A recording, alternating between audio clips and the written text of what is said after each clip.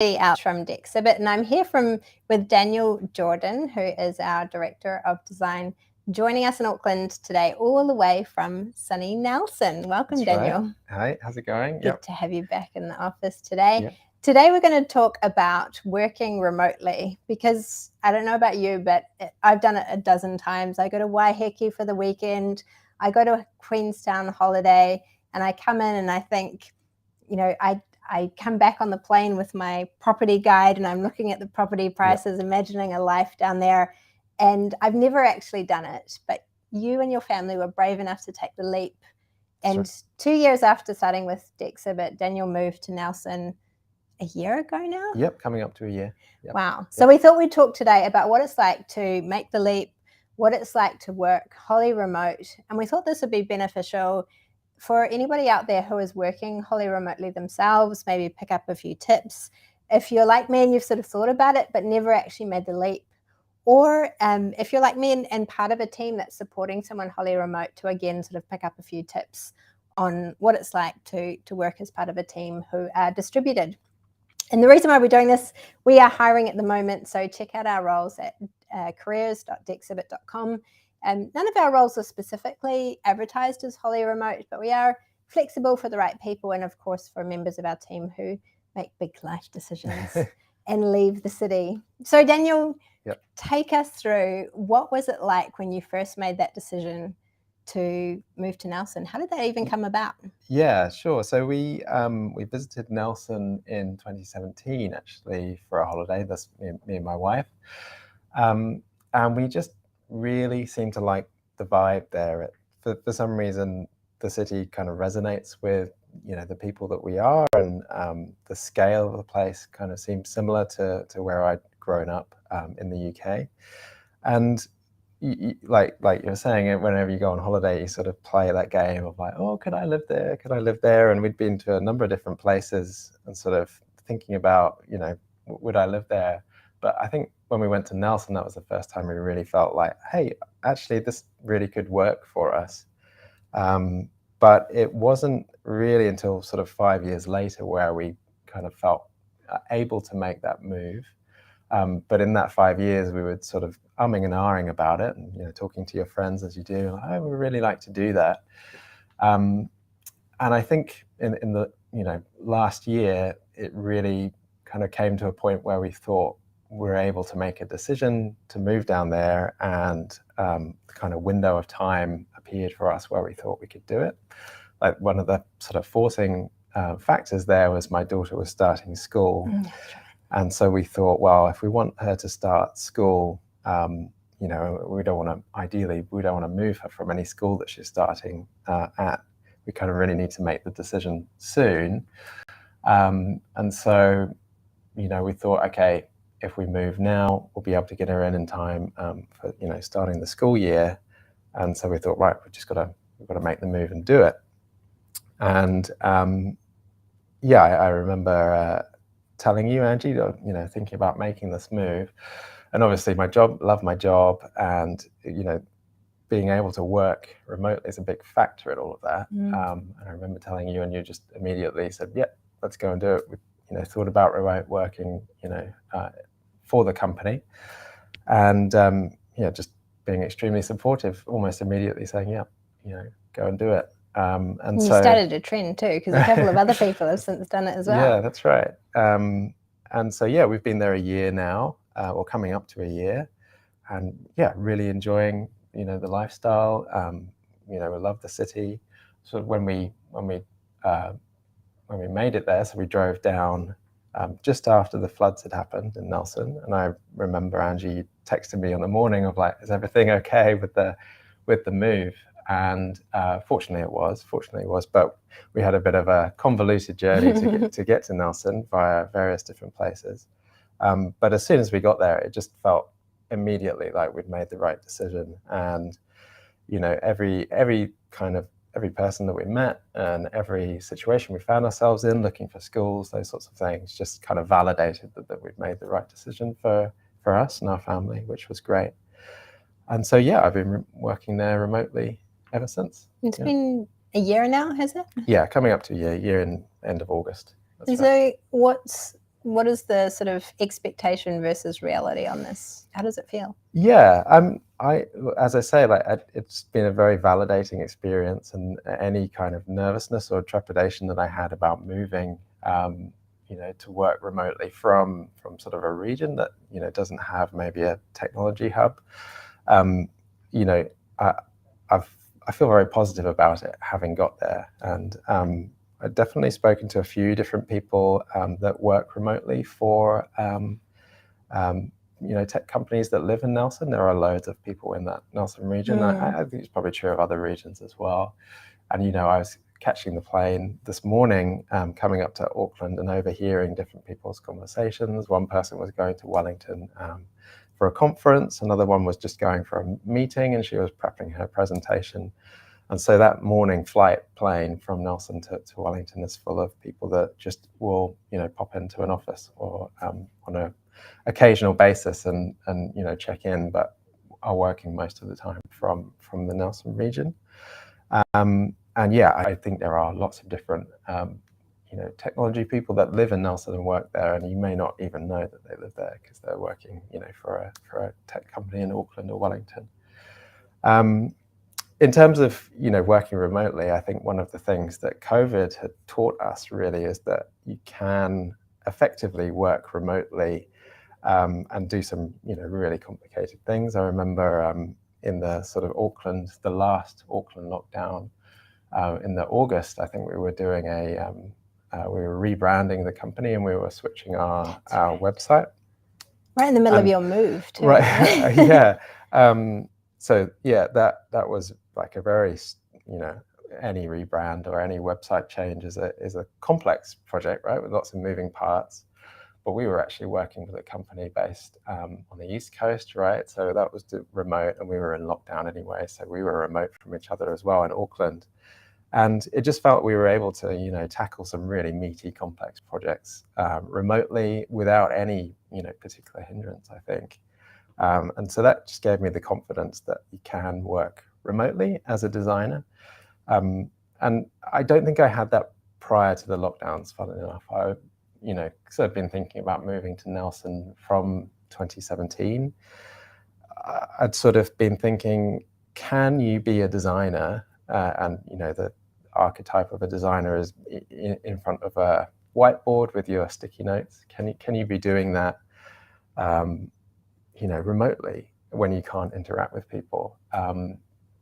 But COVID taught us that it is possible, and there are other tools that you can bring in, and other ways of working that you don't necessarily need to be in person all the time. And so that really gave me the confidence that you can be a designer, a successful designer, and work really closely with a team, but not necessarily be co-located all of the time. What's hard about it? Yeah, the difficult things, I suppose, are when you're not co-located with a team. You have to, I guess, actively make sure that you are checking in with everyone all of the time. And I think there's been some learnings there, or not learnings, but reminders that you need to go out of your way to figure out other people and where they are. And I think especially if someone's having a stressful day, or their workload is at a peak for a particular week, and then you kind of blunder in not really knowing their situation and ask them for more things. I think you just need to be mindful that you don't always know the full context of other people. And I think that's a reminder just from a kind of company level to help people to share where they're at with their work, and if they're under the pump as work peaks and troughs, they can let people know. And I think that's really positive for a workplace if people are able to share where they're at all the time. And so working remotely kind of almost brings the need to be, I guess, more authentic in the workplace and share more kind of into the limelight. You have to do it. And so it's kind of almost a positive, really. So that's kind of from a workplace point of view. I think from a personal point of view, I think just reminding myself to get out of the house, because I'm very comfortable in my office. I have a lovely office that overlooks the hills, which is amazing. And so I'm very comfortable and very happy to just sit there. But you get to the end of the week and you think, have I left, the perimeter of my house this week? And I think I've recently been kind of a bit more proactive about making sure that I do go out and interact with other humans other than my family. So that could be just, working from a coffee shop for an hour or something, so that you can see other people around. And I've been investigating some shared workspaces where you can go and rent a table for a day and work with other people. I think that's really going to be a really positive improvement. And surprisingly, so in Nelson, I think there's at least 2 that I know of co-working spaces that are there, and you can just rent a table for a small fee for a day, and you can work there for as little or as much as you like. Nice way to make friends too, because it's always the hard thing when you move town, is kind of forming new social networks. That's easy exactly with kids at school to a degree. But so fortunately, having, there's swings and roundabouts, right? So you with kids, you obviously immediately have this network of other parents that you can kind of tap into, and even neighbors on the street that have kids, you end up bumping into them at the park down the road, and so you kind of form networks there very easily. But when you have children, you're not able to kind of socialize maybe in the evenings as much as you like. And I guess that's one of the downsides is, it'd be great to go out, to a pub or something. But, in this phase of our life, we're not able to all the time. So, there's kind of swings and roundabouts to that aspect. But, one of the things that we found, a lot of people that we meet in Nelson have relocated from elsewhere, be it like Queenstown or Auckland, and so there are a lot of people in the region, and it can be true of other regions too, that have just moved there, don't know anyone, and they want to go and meet other people. So same boat. In the same boat, exactly. So it's been really positive. Some very friendly people in the South Island for sure. One of the things that we do at Dexibit, which has been one of our sort of quite long-standing traditions, Friday's a really social day for us, and for those of us who work in the office, we generally all come in, everybody kind of has lunch together and things, but we do this morning tea with a peak and a pit, where you kind of share the highlight and the low light of your week. And it's that moment that you talked about of like knowing if somebody's had, just getting that pulse of like who's had a really stressful week or got something random going on in their lives outside work, which is good to know about. And it just creates that kind of nice moment to share some of those things as well, because sometimes you don't really want to make a really big announcement. That's to be like, hey, I'm going through this really big thing in my personal life, and it feels weird to kind of broadcast that. But it just creates this nice little intimate opportunity if you do want to kind of share those sorts of things. Yeah, exactly. Yeah, it's a really important thing that we do actually, and other companies that I've worked at, like, as you say, you don't want to make an announcement that whatever is happening in your life, be it complicated. You don't want to be telling people. When we kind of create that opportunity for people to share, it helps you just get a bit of the context of like, okay, that's a rough period, and you can kind of sympathize with them, and then you're also just a bit mindful about how you approach people as well, and going with more care and consideration, and it's just great to check in with other people as well. So that peak in a pit has been helpful for me working remotely, where you don't have those sort of water cooler moments or where you're catching up over lunch.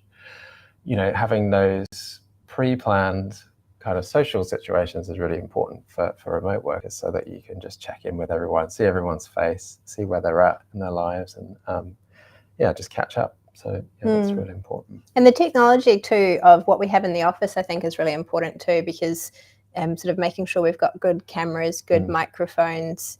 We use with mixed results, maybe a Facebook portal for sort of group scenes that are social. So it's kind of like a mounted, it's sitting just behind us, a mounted giant tablet, but it's got this camera with AI in it that kind of detects groups versus individual and moves around, but it is a bit big brothery in some ways. It kind of can follow you around and zoom in a bit too far if you let it. So and the microphones, in terms of having things like jabbers for team combos and making sure people connect to them rather than try and get by with laptop which can be really hard to hear. Yeah, I think we've kind of mastered the most of it, but you still, I think, I don't think you can get away without the, default first couple of minutes, someone's headphones have, On mute. usually my headphones have been run out of battery and I need to switch headphones, or, someone's on mute, or there's an echo or something. But, once you get through the weirdness of that, it's just part of a meeting usually. And I think the other thing is we typically allow, sometimes meetings you feel like you want to go straight into the detail, but we kind of allow a little time to just kind of catch up a little bit as well. I think that's really helpful for just setting a nice tone for a meeting, but also just like, recognizing that, you might not have seen the person you're meeting with for a week, and to just catch up. It's important. Yeah, another kind of, now that you're talking about, another little moment that we sometimes do for certain meetings, like our leadership team meeting, is we do 2 emotions. So we just go around the room at the beginning of the session and sort of each name 2 emotions that we might be feeling, and generally they're accompanied by a little bit of a story, sometimes not, and usually there's sort of one good, one bad as well, which is just sort of that moment of like, how are you arriving in the room, kind of being aware of the energy of others, which is sometimes hard to pick up on when you're the person that's remote in the session. That's right. Yeah, for sure. Yeah, picking up on atmosphere in the room, I think, is sometimes hard to judge as well. And so understanding that with kind of small kind of exercises like that just helps give you a little bit more context, for sure. It's interesting. I was going to mention as well, in terms of tools. So we did a session yesterday. We did a workshop where we were using a whiteboard, and like I mentioned earlier, like one of the things I thought a designer did was put stickies on a board. But after several of these sessions, it becomes obvious that actually using a virtual whiteboard, being able to add stickies to that, really just helps document what you're doing. And often, I definitely worked on desks where I've just had stickies kind of piled up, from old sessions that we've done. Yeah, later there's a roll of brown paper. Exactly, and then you're like, I really should, chuck this stuff out. Having that document there to refer back to and to be able to share easily is actually much better than the kind of in-person reality of things. So there are some things where you were attached to the idea of something, but actually when you use an alternative, it turns out to be much better. So that's been a unexpected benefit of thinking about working remotely, is that you sort of use tools that actually help you out and are net positive. What's the name of the tool you use? So we use FigJam because it's related to Figma, but there's Miro or any other countless other like whiteboard sticky apps, which are easy to use, hopefully. I love a good emoji, and they have great emoji good stamps, stickers, and that's exactly right. Yeah. And have you changed anything, like invested in any equipment at home to change your work from home setup now that it is your full-time gig? I think buying a good chair was important. That was one thing when we moved down. I'm like, right, gonna buy a big good chair and a good screen. But I haven't invested in too much else. I'm aware I could, invest in a light ring to make myself look more attractive on camera, and a better video maybe, but a better camera. But so far, it's a very similar setup really to how it was in lockdown. And just the main benefit is that my family can close the door on me now, as opposed to me being in the kitchen. But yeah, I mean, you don't really, you don't need too much. But I think, just investing in the setup that's going to be healthy for your posture and stuff is really important. Especially because in a home office environment, you're less likely to get up and move around. I think, when you're comfortable in your own house and you just sit there, whereas in an office you might get up, make a cup of tea, that sort of thing. So investing in your own environment is important, for sure. Yeah. Very cool. And if you do have any questions, feel free to drop them into the chat and we'll keep an eye on them. I thought the other thing I could ask you about is sort of, you mentioned maintaining the water cooler vibes. Yep. What are some of the things that have helped you in that area? Yeah, we kind of covered it, but sort of just creating opportunities to discuss things before meetings, before you get into the detail. I think just like sometimes, allowing for those opportunities to exist. I think also being proactive as well. So, recognizing. I think one of the things I've realized is that for a lot of my experience I gained in an office, and there's things that I would have picked up on that weren't necessarily directly related to what I was doing, but I was listening to other people and how they dealt with difficult people on the phone. All of those soft skills I was kind of picking up by osmosis from other people in the office. And so one thing I've been recently mindful of is that there are, we have, junior staff here, graduate staff here that haven't had that opportunity yet. And they don't get to have a designer in the office with them. And so how can I overcome that? How can I give them a flavor of what a designer does that they might get just by peeking over my shoulder?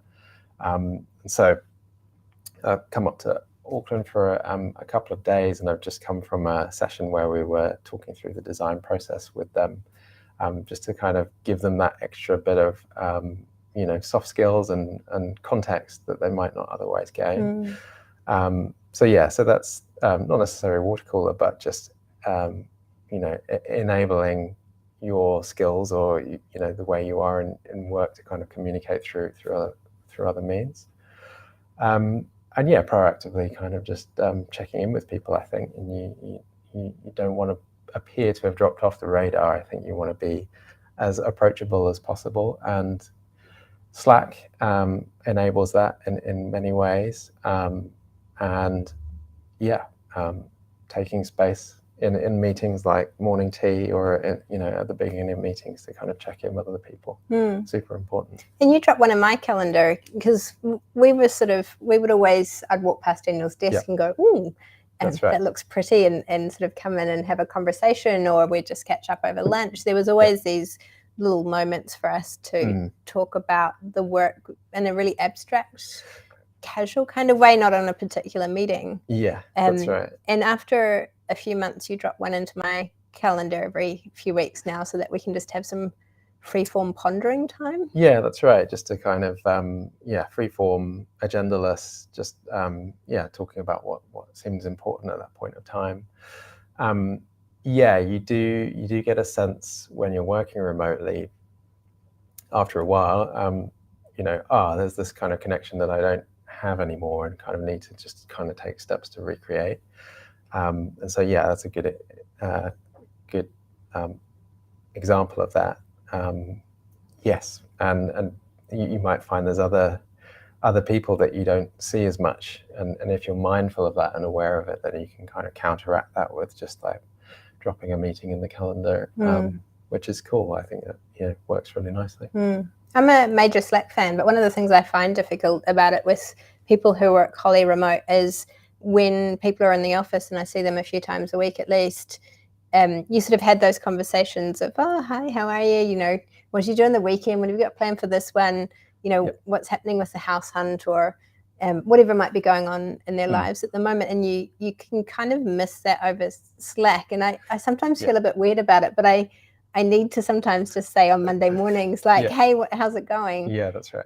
Because you just otherwise don't have that fabric together. Yeah, that's right. And you don't want to be kind of straight into the detail all the time, right? Otherwise it becomes very transactional. Yeah, exactly. So that's right. Yeah. Oh, very cool.